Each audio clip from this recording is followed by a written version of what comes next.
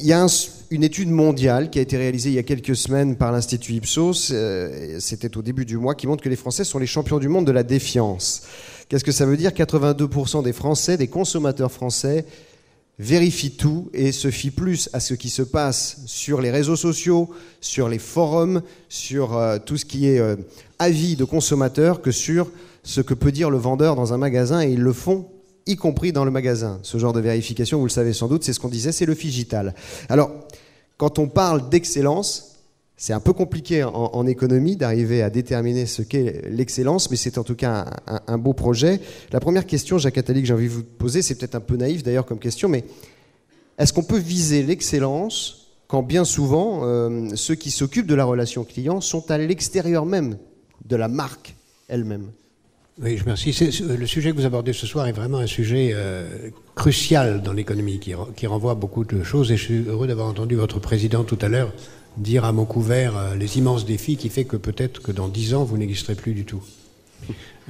Et qui sont un vrai défi, qui, à mon avis, ne se situe pas uniquement dans la résistance à une évolution contre laquelle il faudrait agiter comme le Gaulois dans son village, mais vraiment en comprenant ce qui est en train d'arriver pour essayer de le devancer et de tirer profit. Parce que le tsunami est là, le tsunami de la numérisation et du web sémantique, dont je dirai un mot tout à l'heure, qui va bouleverser vos métiers. Alors, d'abord, sur la question que vous évoquez, oui, bien sûr. D'abord parce que de plus en plus, l'économie n'est plus composée d'entreprises au sens traditionnel et hiérarchique, organisé, où tous ceux qui sont concernés sont dedans et ceux qui sont dehors sont des ennemis. L'entreprise est maintenant un réseau de... Alors si on veut voir la version positive, on dirait que c'est une tribu d'alliés qui travaillent ensemble dans un même but. Si on veut avoir une version négative, on dirait que c'est une juxtaposition de mercenaires déloyaux autistes et qui travaillent comme ils peuvent, quand ils peuvent, et sans aucune unité. Et la distinction est vraiment celle que vous dites. Si les gens sont des mercenaires déloyaux, ils n'ont aucune raison de servir l'excellence, si bien qu'ils fassent partie de la même structure juridique, on arrive à leur inculquer l'idée d'appartenance à un même projet, c'est tout à fait possible et c'est la voie naturelle. Nous allons vers un univers où de plus en plus personne ne sera employé de personne, nous serons tous des consultants indépendants et qui seront provisoirement employés de quelques-uns et même qui seront provisoirement employés simultanément de plusieurs personnes. Donc ça, c'est la voie normale et la recherche de l'excellence doit s'inscrire. Après tout, un intermittent du spectacle vise aussi l'excellence et pour autant, il n'est pas le salarié du théâtre dans lequel il joue. Et alors en même temps, la marque, c'est aussi un patrimoine, c'est évidemment un ADN, on le dit souvent. Est-ce qu'on peut le servir avec excellence lorsque l'on n'appartient pas totalement à l'histoire de la marque ? Bien sûr, d'abord parce que ceux qui soi-disant appartiennent à l'histoire de la marque sont des salariés qui sont tout aussi de passage que ceux qui sont à l'extérieur. Pour la raison que je disais tout à l'heure, ils n'ont pas de raison d'appartenir,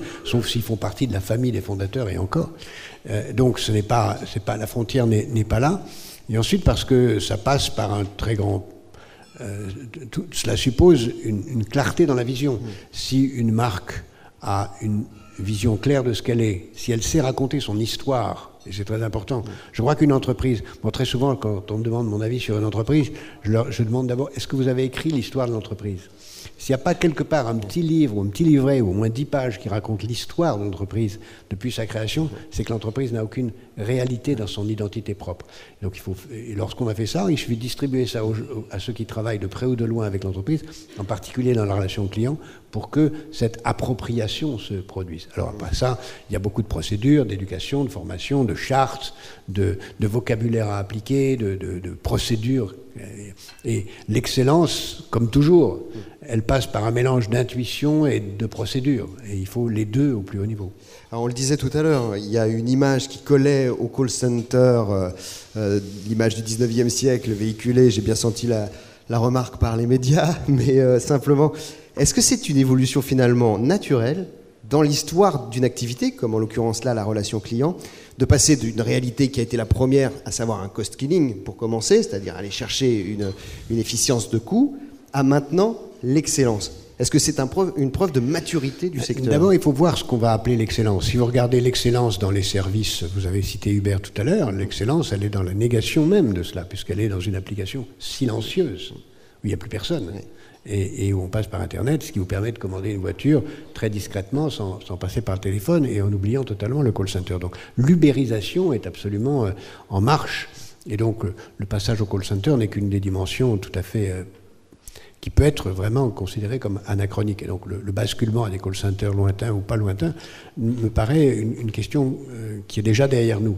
Aujourd'hui, la question, c'est est-ce que la relation de celui qui vend quelque chose à un client peut se contenter d'être, comme elle va être, de plus en plus extraordinairement précise par le biais des mécanismes de digital et de digital collaboratif. Waze est un exemple exceptionnellement intéressant de cette évolution dans lequel chacun est à la fois consommateur et producteur de l'information qu'il distribue. Ou est-ce qu'on va aller plus loin? Et on peut aller plus loin dans deux directions. Et on va aller plus loin dans deux directions. On peut aller plus loin dans la direction de la numérisation plus affinée. Et c'est là où le web sémantique va commencer à jouer un rôle très important, c'est-à-dire la possibilité de poser des questions intelligentes et d'entretenir un dialogue avec la machine, dans lequel, pas comme Google, qui pour l'instant répond à des questions très sommaires et ne peut pas entretenir un dialogue, mais on va aller vers ça, ce qui fait que progressivement, un grand nombre de métiers vont être bouleversés par ces technologies. Je pense en particulier, même naturellement aux métiers qui sont ici représentés, mais aussi aux métiers de conseil, d'avocat, de médecin, de l'ensemble des services qui sont concernés par cette évolution froide et de haut niveau que va apporter le conseil de nature numérique. Puis à l'inverse, il y a une deuxième chose qui me paraît très réconfortante, c'est qu'en réalité, et c'est dit d'ailleurs d'un mot dans ce excellent livre, c'est que la réalité de ce que les gens aiment à partager, c'est ce que nous partageons ce soir, c'est du temps. La seule chose qui a de la valeur, c'est le temps réel vécu avec les gens. Or, quand on est ensemble, c'est du temps. Il n'y a rien enregistré, je ne suis pas un hologramme, vous non plus, on est ensemble. La relation que quelqu'un peut avoir avec quelqu'un qui lui donne un conseil, c'est extraordinairement précieux parce que c'est une relation vécue. C'est pourquoi, d'ailleurs, on le voit en musique, les gens sont plus prêts à payer 1 centime pour avoir un CD, mais ils sont prêts à payer une fortune pour aller au concert. Pourquoi? Parce que la réalité du temps passé avec quelqu'un, c'est la réalité de la vie. Et si la relation que vous appelez, pour faire simple, relation client, c'est-à-dire la relation avec le client, je préfère dire la relation avec le client, ça a l'avantage d'être français. Si la relation avec le client est une relation qui juste vise à donner de façon automatique un message, c'est balayé, parce que la machine va le faire mieux. Si par contre la relation avec le client est un véritable spectacle qui contient des surprises, qui contient véritablement un événement, qui fait qu'on crée une empathie, qu'on crée un dialogue, qu'on crée une véritable relation personnelle. Dans le mot relation avec le client, le plus important c'est le mot relation, moins aussi important que le mot client. Si on crée ça, alors on peut, et ça suppose à la fois de l'intuition et des procédures, on peut redonner une importance à cette activité qui peut, à mon avis, être véritablement ce qui sera l'avenir. Alors je sais que vous l'avez déjà évoqué, c'est un sujet qui vous passionne, il y a ce qu'on appelle le smart data, et c'est ce qu'on évoquait un tout petit peu au début, avec la machine qui peut être capable de faire aussi bien, voire mieux que l'humain dans certains services en tout cas. Ce qu'on constate avec le smart data, c'est finalement une inversion du paradigme, c'est-à-dire que jusqu'à maintenant, la relation client, c'était le consommateur qui appelait pour se plaindre, on va faire simple, et désolé pour la caricature à vous qui nous écoutez.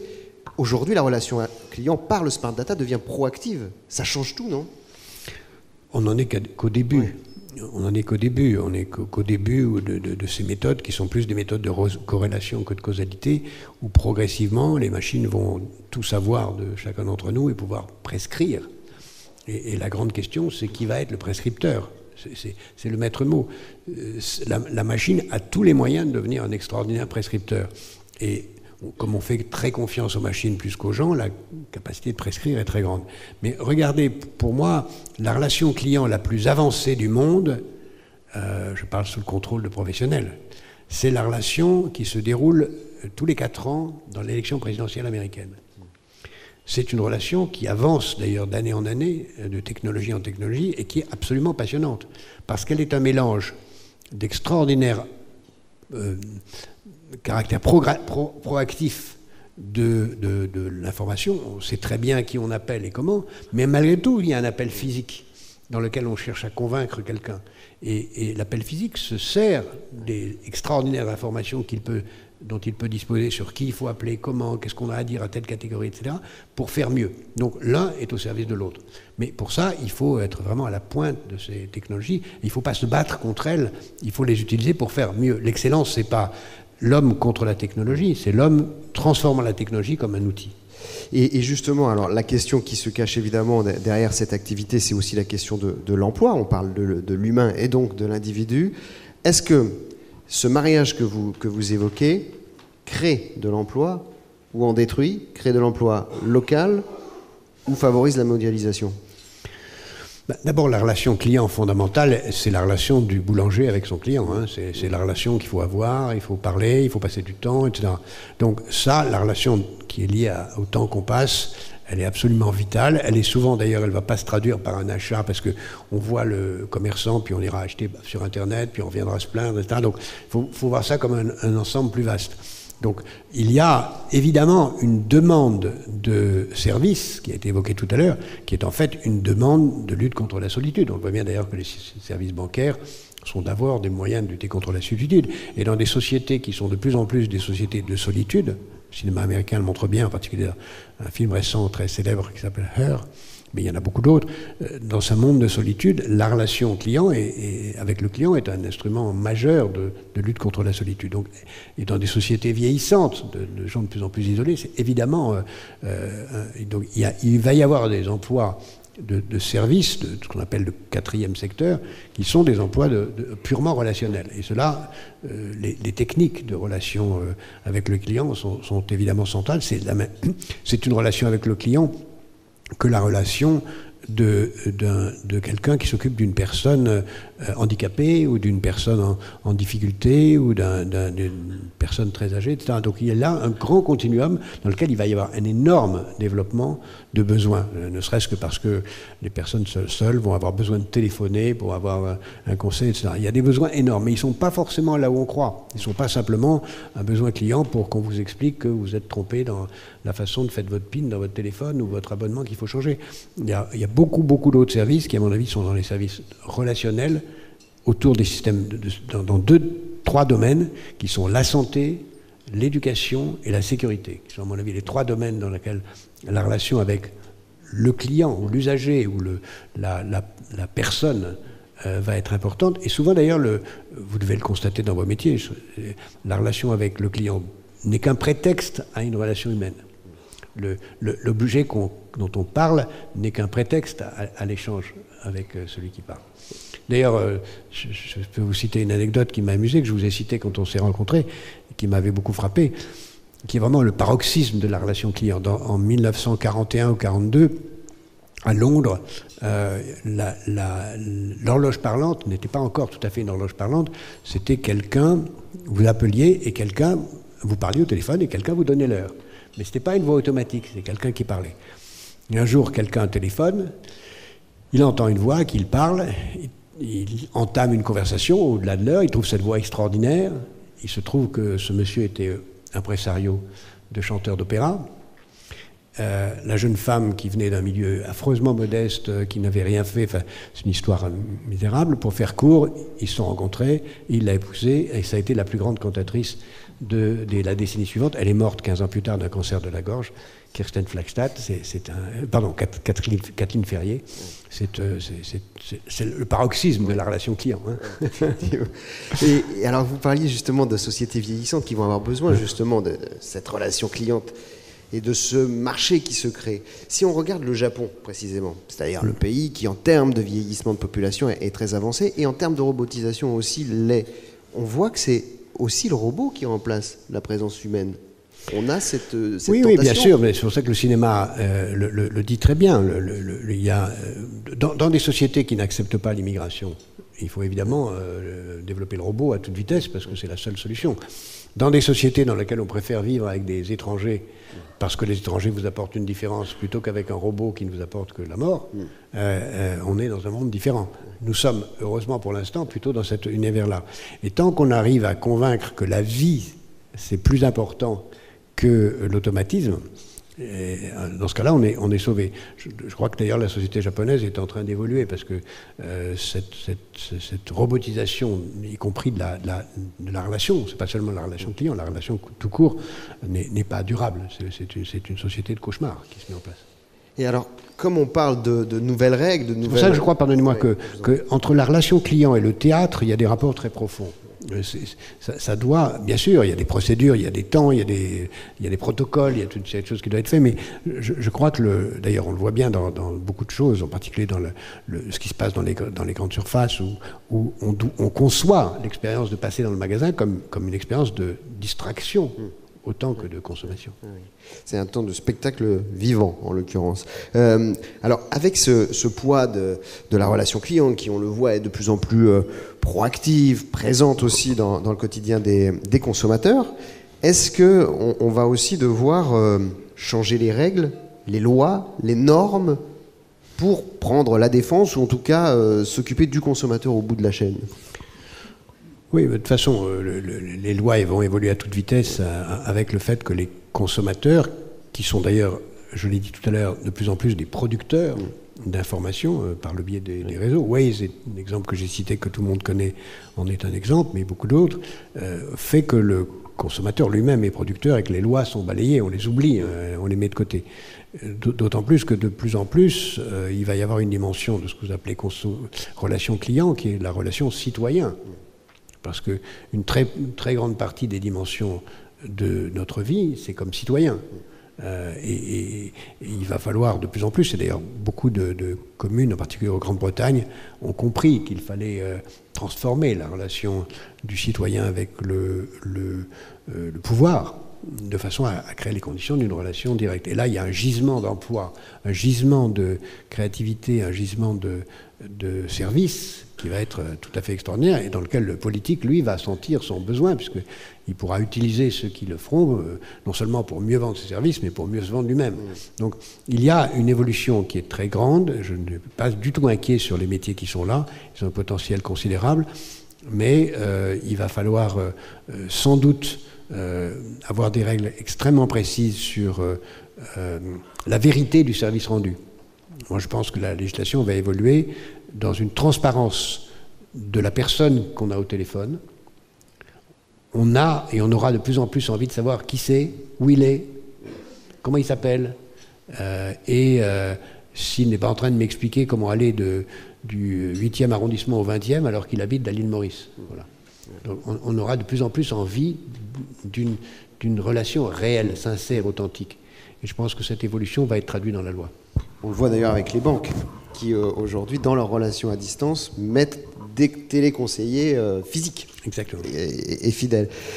Finalement, en vous écoutant, et puis ça servira de transition avec la suite de notre discussion, l'excellence, c'est la seule issue possible pour la relation client, de toute façon.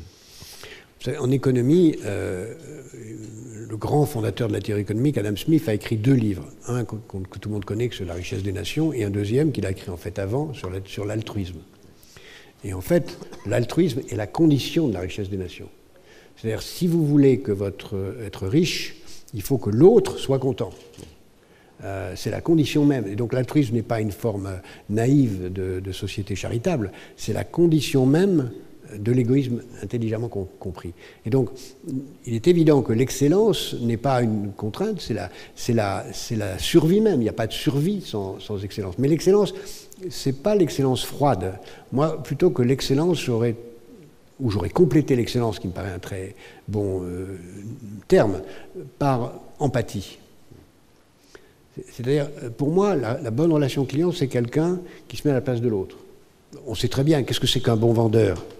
C'est quelqu'un qui est capable de savoir avant vous ce dont vous avez envie. Ou même mieux, selon la définition du grand banquier allemand du XVIIIe siècle, Oppenheimer, c'est quelqu'un qui est capable de vous vendre quelque chose dont vous n'avez pas envie et qu'il n'a pas. Eh bien, dans la relation client, il faut créer cette condition de comprendre, se mettre à la place de l'autre. C'est aussi le métier du médecin, c'est le métier du professeur, se mettre à la place de l'autre. Ça, une machine ne peut pas le faire. Vous restez avec nous encore quelques minutes, Jacques Attali. On va poursuivre cette discussion avec nos autres invités. Stéphane Blondeau, avec les centres d'appel à ADM. Quand on préparait ce rendez-vous, vous m'avez dit l'excellence, c'est formidable, mais le problème, c'est que c'est profondément ingrat. Parce que, par définition, si on est excellent, ça ne se voit pas dans votre métier. Oui, tout à fait, Martial. Ce qui nous a frappé depuis qu'on fait ce métier, ça fait maintenant un certain nombre d'années, on s'est aperçu qu'il y a un moment où proposer des services clients des entreprises qui n'en avaient pas, donc je me ramène peut-être dans le début des années 2000, on apportait un véritable service plus. C'est-à-dire qu'on proposait un service téléphonique qui était accessible pendant les heures de bureau, parfois un peu plus tard le soir. On commençait à répondre aux emails.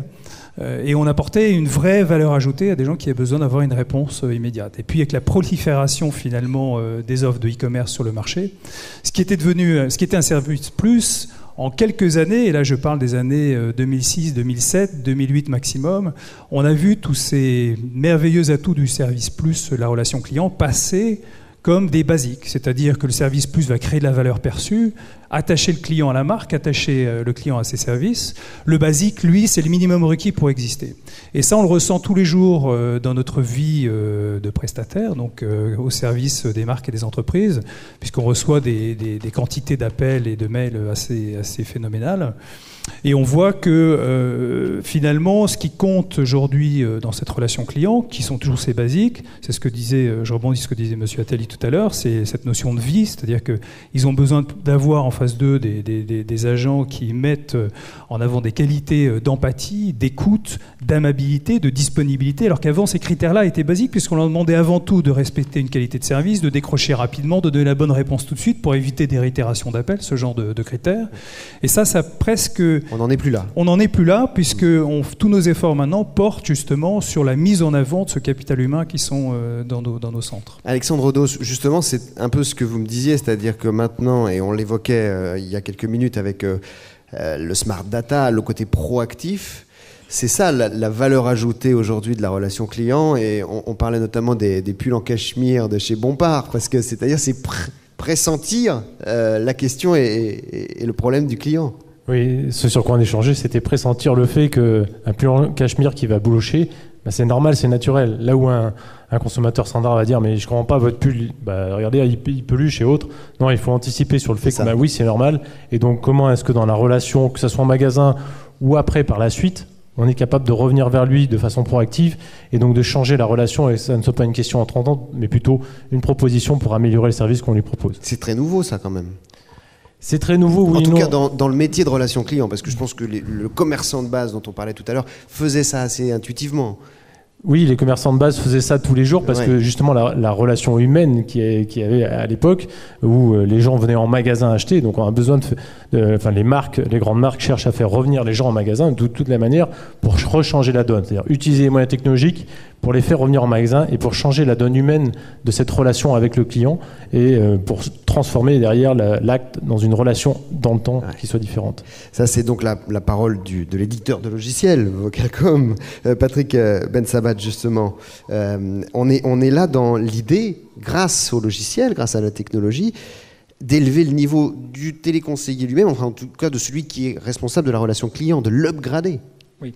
En fait, nous, ce qu'on a constaté au niveau des technologies, c'est que la capacité d'écoute a fortement augmenté. Aujourd'hui, on sait écouter des verbatims, on sait écouter des traces numériques, on sait écouter plein de choses. Ensuite, on sait mieux interpréter ces choses-là. Dans les 2-3 dernières années, il s'est développé une capacité algorithmique de compréhension des verbatims, d'interprétation, de sentiment analysis, des différents formats qui arrivent, sans commune mesure avec ce qu'on avait connu avant. Et le troisième élément important qu'on voit au niveau des technologies, c'est la capacité à agir, à être proactif, comme on le disait tout à l'heure. Nous, aujourd'hui, les projets qu'on fait en ce moment, c'est formidable, c'est exaltant. On met derrière un centre d'appel une interprétation et on pousse des suggestions ou derrière un site web et on accompagne des humains où dans un site web, on peut remplacer des humains et on va avoir une augmentation des objectifs, on va avoir des ventes qui explosent, on voit du concret sur la base de l'intelligence, de ce qu'on appelait avant l'intelligence artificielle, qu'on appelle aujourd'hui le machine learning, qu'on appelle le data science, et qui couvre en fait des technologies qui ont mûri en 2-3 ans à la vitesse grand V. Et c'est tout simplement formidable parce qu'on voit le lien entre l'humain qui va exploiter cette intelligence rajoutée à la sienne. Et dans certains cas, elle va la remplacer, mais dans la majeure partie des cas, elle va se rajouter à la sienne. Et l'humain va se concentrer sur l'intelligence relationnelle, et les algorithmes et tout ce que je viens d'évoquer en termes d'interprétation va lui amener une touche supplémentaire de compréhension des business models, de compréhension de ce que veut l'entreprise au niveau du service client. Alors on va encore un peu plus loin peut-être dans l'humain, mais vous allez me dire si je me trompe ou si je fais une interprétation un peu béate, Didier Ferrier avec Eodom, parce que vous, votre spécificité, ce que vous proposez, c'est de la relation client un peu plus individualisée puisque ça se passe à la maison. Vos partenaires sont chez eux quand ils entament une relation client et quand ils sont de l'autre côté du téléphone. C'est la philosophie de votre entreprise. Plus que le fait d'être à domicile, ils sont surtout indépendants. Ouais. Donc, comme disait Jacques Attali, on est un petit peu en avance dans cette notion d'aller plus loin dans cette empathie, d'aller plus loin dans un matchmaking en ayant des indépendants qui se mettent au service d'un collectif et d'un collaboratif. Donc en fait, la philosophie du modèle, c'est beaucoup plus d'être des indépendants. À domicile, c'est un artifice de gestion RH, on peut aussi travailler en short. Voilà, ça porte un mot juridique qui s'appelle le télétravail. Bref, on va pas faire un discours là-dessus. Mais la valeur ajoutée qu'on essaye d'amener, c'est de créer un matchmaking plus fort, une empathie plus forte, en trouvant des conseillers qui ressemblent aux consommateurs. Donc, si j'ai un acteur de téléachat, je vais avoir une consommatrice. Si j'ai un client qui fait de l'ascenseur, je vais avoir quelqu'un qui gère le stress. Et donc, on n'est plus dans une problématique d'excellence au sens localisation. On est vraiment dans la valeur ajoutée qu'on va créer. Moi, ma vision de l'excellence aujourd'hui, c'est qu'au-delà, on est condamné à la qualité, on l'a déjà dit. Et aujourd'hui, c'est quelle valeur ajoutée on va amener. Alors, pour certains clients, cette valeur ajoutée de matchmaking a du sens, avec la flexibilité qui va avec. Pour d'autres, il n'y a que le prix, et donc il faut aller à l'autre bout du monde chercher du prix. Et il ne faut pas avoir honte. Mais les deux peuvent se marier. Les deux peuvent aussi se marier, mais il ne faut oui. pas se dire que c'est pas bien d'aller chercher du prix. Oui. Il faut respecter des clients qui ont une logique purement financière, parce qu'ils en sont là dans leur logique. Et là, la concurrence, elle est aujourd'hui mondiale. Elle n'est pas simplement les premiers pays qui parlent français à la porte de l'Europe. Elle est maintenant beaucoup plus loin, et demain peut-être que les Chinois parleront français et qu'on aura une troisième vague. Mais donc le sujet, c'est quelle valeur ajoutée ils apporteront. Ils apporteront un nouveau prix encore moins cher, donc ils apporteront une valeur aux clients. Et donc dans ce matchmaking, on essaye d'amener cette valeur. Et je crois que la valeur ajoutée, c'est vraiment l'excellence, on y est condamné, c'est pour qu'on survive, c'est quelle valeur ajoutée on crée pour notre client final. Aujourd'hui, les clients de Dom, c'est ce qu'ils cherchent. Hein. Parce qu'on a moins cher que nous, donc ils cherchent ça. Jacques Attali, justement, vous pensez que si on imagine un peu le côté made in France de la chose, là, puisqu'on est là-dessus, sur du téléconseiller qui est chez lui, c'est ça la spécificité qu'on peut apporter ? C'est-à-dire, par rapport à une prestation, on va dire française, d'amener cette qualité de proximité et de cas par cas. Comme il a été dit précédemment, la proximité ne veut pas dire que le conseiller est à côté de vous. Oui. Il peut être très loin, mais il peut faire comme s'il était à côté de vous. Donc, d'abord, il faut penser beaucoup plus vaste. Nous avons la chance d'avoir une langue qui est parlée par 220 millions de personnes et qui, si on s'y prend bien, sera parlée par 700 millions de personnes dans 30 ans. Donc, il y a un potentiel absolument gigantesque. Et c'est vrai qu'il y a beaucoup de choses qui vont se passer. Il y a, par exemple, si vous prenez le site Baidu, qui est en train le grand site chinois, il vient de faire une tournée en France pour demander à des entreprises françaises de se mettre en ligne et d'avoir leur boutique sur le site. Donc il va y avoir des Chinois qui ne vont pas être des conseillers, mais qui vont appeler pour avoir des conseils d'entreprises françaises. Il faudra aussi avoir en France des conseillers clients qui parleront d'autres langues que le français.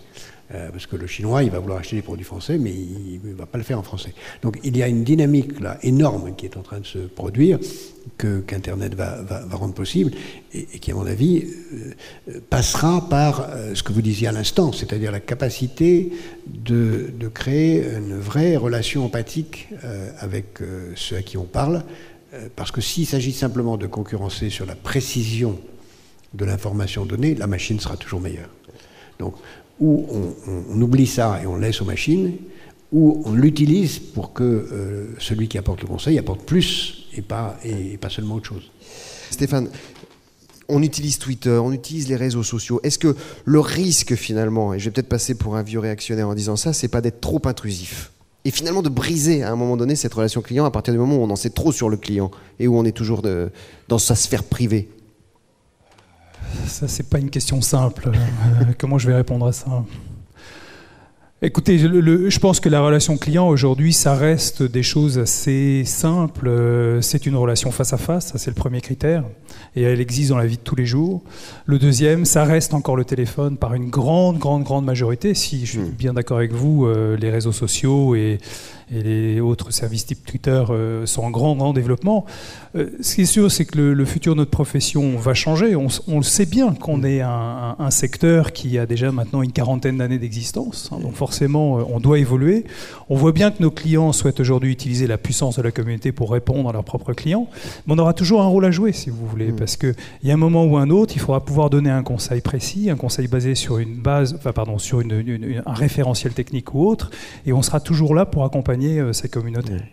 Alors le côté intrusif, je ne sais pas si j'ai répondu à votre question, mais je vois pas, si vous voulez, de notion d'intrusion dans la vie de la part de la relation client. Parce qu'on est dans la sphère privée par définition du réseau social individuel qu'est Twitter théoriquement ou Facebook qui correspond. Mais je peux poser la question d'ailleurs à Alexandre Dos, vous êtes au cœur des logiciels, donc est-ce que la question de ce soir, c'est comment rendre humain le logiciel quelque part? C'est un peu l'inverse de ce qu'on était en train d'imaginer au début. Alors, comment rendre humain le logiciel? Je pense qu'il faut apprendre à se tromper. Et c'est en se trompant, en essayant une multitude de nouvelles solutions différenciantes qu'on va pouvoir justement, de par le fait... Mais il faut accepter d'apprendre de se tromper et de faire des choses qui ne vont peut-être pas plaire tout de suite. Donc, pouvoir changer, pouvoir redévelopper quelque chose de beaucoup plus simple et apprendre justement de ces échecs pour justement changer la relation qu'on peut avoir et ne pas être plus intrusif suivant les choix. Patrick Bensabat, juste, puisqu'on a pendant des années peut-être cherché le prix, on en l'évoquait tout à l'heure, chercher le prix, aujourd'hui on cherche l'excellence. À la fois, c'est plutôt bon signe pour ce business-là, et c'est aussi un relais de croissance plutôt intéressant, valeur ajoutée supérieure à la guerre des prix. Oui. Moi, je voulais juste revenir sur l'intrusion. C'est un sujet qui m'intéresse parce qu'on est en plein dedans. En fait, aujourd'hui, on constate un équilibre de donnant-donnant. C'est-à-dire que les utilisateurs se sont mis dans une posture où si le service rendu est suffisant, je suis prêt à concéder une partie, à prêter une partie de mes informations, et donc le donnant-donnant. Et le donnant-donnant évolue à une vitesse extraordinaire. Ce qui veut dire qu'à un moment, il y a des nouveaux modèles qui se créent et des nouvelles startups qui se lancent parce qu'elles ont senti à un moment que la population n'était plus gagnante dans le donnant-donnant. Et donc, on voit apparaître, par exemple, des réseaux qui effacent les informations, qui permettent d'effacer. Donc là, ça veut dire qu'à un moment, ils ont senti que certaines personnes avaient marre d'être écoutées de manière intrusive et qu'ils étaient prêts à passer sur un autre modèle. Et on va continuer d'avancer jusqu'au moment où peut-être il y aura un acteur qui va arriver et qui va dire « Moi, je ne vous espionne pas. Par contre, je vous demande 1 €. » Et à ce moment-là, il y aura peut-être une maturité qui fera que les gens seront prêts à payer 1 € et à protéger leur intimité. On n'y est pas encore. Il y a très peu de gens qui sont prêts à payer pour ce type de service aujourd'hui. Mais on voit que les mentalités évoluent et que finalement cette logique intrusive est tout à fait relative, que les gens sont prêts à donner beaucoup plus que ce que l'on pensait et que finalement, au fil du temps, ils vont adapter leur capacité à se faire, entre guillemets, espionner ou suivre par rapport aux outils qui vont naître et qui vont leur proposer des modèles alternatifs. Didier Ferrier, sur ce home sharing que vous poussez finalement, vous, en France, mais avec un recul d'expérience, parce que ça existe dans d'autres pays depuis un peu plus longtemps. Et en guise de conclusion, juste avant de passer la parole à Jacques Attali, il y a une vraie différence. Je crois qu'aujourd'hui, la croissance qu'on a de l'entreprise depuis plusieurs années, et les clients qui sont dans cette salle, et je les remercie d'être venus, le démontrent. Donc voilà, c'est pas juste une idée. Aujourd'hui, c'est une réalité. C'est plus de 850 agents en France pour l'instant. On est en train d'ouvrir l'international et on est en train de casser le modèle avec ces indépendants qui amènent une valeur. Quand on n'amène pas de valeur, on fait pas long feu sur les clients. Parce qu'on est sur un marché mondialisé, hyper concurrentiel. Comme le disait Jacques Attali, on parle français dans beaucoup de pays. Et le prix a une vraie logique. Donc soit on amène cette valeur et on se développe, ce qu'on démontre depuis quelques années. Donc il n'y a pas de question là-dessus, et on ne l'a pas inventé. Ça marche aux États-Unis, ça marche en Angleterre, ça marche en Italie. Voilà, on est en train de le faire dans d'autres pays d'Europe, on est en train de le faire dans d'autres pays de la francophonie. Je ne sais pas comment mieux justifier que ça. Pour moi, il n'y a plus de questions, mais vous avez raison de me la poser. Je comprends que ça étonne. Je pense qu'il y a beaucoup de gens dans la salle qui nous connaissent, qui sont plus étonnés par ce modèle basé sur des indépendants, qui rencontre un succès dans d'autres secteurs. Alors des fois, ils se confrontent à des lois, comme disait Jacques Attali, et ça crée des frictions. Nous, on n'a pas le sujet sur la relation client. Après, voilà, je crois que la démonstration est déjà faite. Jacques Attali, en guise de conclusion, sur cette excellence alors que l'on recherche. L'excellence, pour moi, elle suppose, comme toujours, de se mettre 10 ans plus tard. Oui. C'est dès maintenant de préparer ce qui va être nécessaire dans 10 ans, parce que l'expérience montre que ce qu'on croit être dans 10 ans, c'est dans 2 ans. Donc, d'abord, ce qui est en train d'arriver, c'est que les frontières sont en train de s'effondrer entre la relation technologique pure et la relation par une personne physique. Les deux se mêlent. Que la relation client n'est plus seulement une relation entre une entreprise et des clients, mais ça va être beaucoup plus vaste, puisqu'il y aura beaucoup d'autres acteurs, en particulier, je pense, aux services publics, qui vont avoir un rôle très important et qui vont avoir de plus en plus besoin de relations clients. Et je pense qu'il y a un champ de développement absolument gigantesque pour les entreprises qui sont dans cette salle que de fournir, de proposer des relations avec les citoyens et avec les citoyens qui sont des consommateurs. Je rappelle qu'en France, ou partout dans le monde, plus de 40% du PIB, en France c'est 55% du PIB passe par l'État. Et il faut distinguer, je crois, dans la relation client, là où le service qui est rendu est un service qui renvoie à la sécurité ou santé. Dans ce cas-là, on est prêt, par rapport à ce que vous disiez tout à l'heure, à abandonner beaucoup de choses. Heureusement ou malheureusement. On est prêt à abandonner beaucoup de données pour avoir la sécurité. Quand on est coincé dans un ascenseur, on est prêt à tout dire pour pouvoir en sortir. Mais dans d'autres domaines où on est dans une situation de rapport de force plus grand, non, dans ce cas-là, il faut penser autrement. Et donc je pense qu'il va falloir distinguer ces deux domaines, et que le domaine de la sécurité va être un domaine très intrusif, avec des besoins de mettre en place des normes de protection qui seront difficiles, alors que les domaines non liés à la sécurité vont être, eux, beaucoup plus liés à l'empathie et beaucoup plus difficiles à cerner. C'est pourquoi d'ailleurs que le marché va pousser de plus en plus à faire basculer du côté de la sécurité un très grand nombre d'activités qui n'y sont pas, pour justifier une intrusion plus grande. Merci beaucoup Jacques Attali, et merci beaucoup aussi à vous quatre, Alexandre Odos de Vocalcom, Stéphane Blondeau, ADM Value, Patrick Bensabat, Business et Décision, et Didier Ferrier, président d'Eodom. C'était passionnant, en tout cas j'espère que ça vous a passionné, et je vous souhaite une excellente soirée à vous tous.